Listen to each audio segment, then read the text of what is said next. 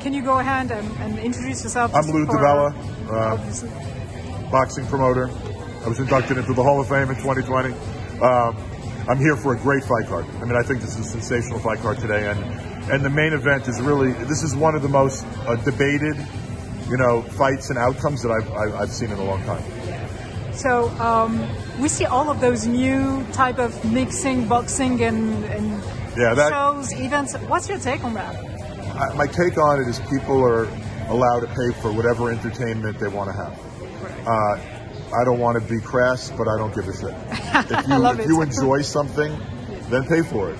And honestly, boxing should take real boxing, because there is a difference. Real boxing, the professional sport, needs to take a good look at itself for how we allowed all this other stuff to compete with us and to cannibalize our business. It's not their fault. They're not doing anything wrong. They're making money. They're providing entertainment that people are buying. We allowed them to be our competition because, frankly, as an industry worldwide, we've sucked. Yeah. What's your take on this fight tonight? Haney is bigger. At this point, hands faster. No one has feet like Lomachenko, but hands probably faster. Way more physically imposing. You saw up there the difference in size. Not a big puncher, but maybe one of the best jabs in all of boxing.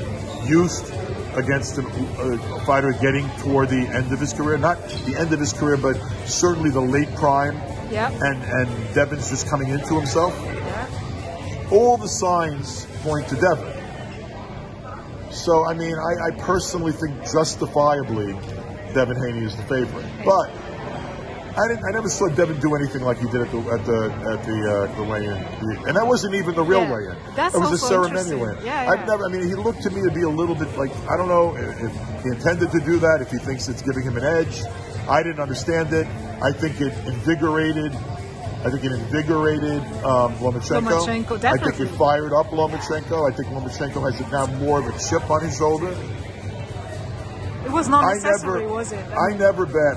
A friend called me and he said, well, how would you bet this fight? And everyone who knows me knows I won't bet on a fight that I have anything to do with.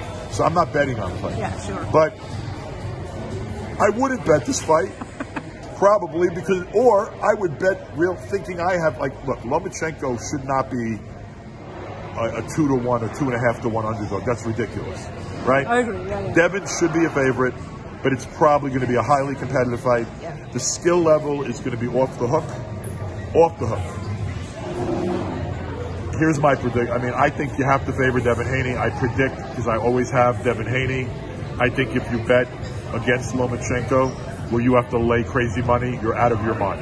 So I would say enjoy a great fight between really probably two of the few most God-gifted athletes in boxing. Two of them. I mean, if you're looking at fighters with just natural ability, pure natural ability, Haney and Lomachenko are very high on that list. So I think this is a wonderful fight, and don't miss it. Fighting.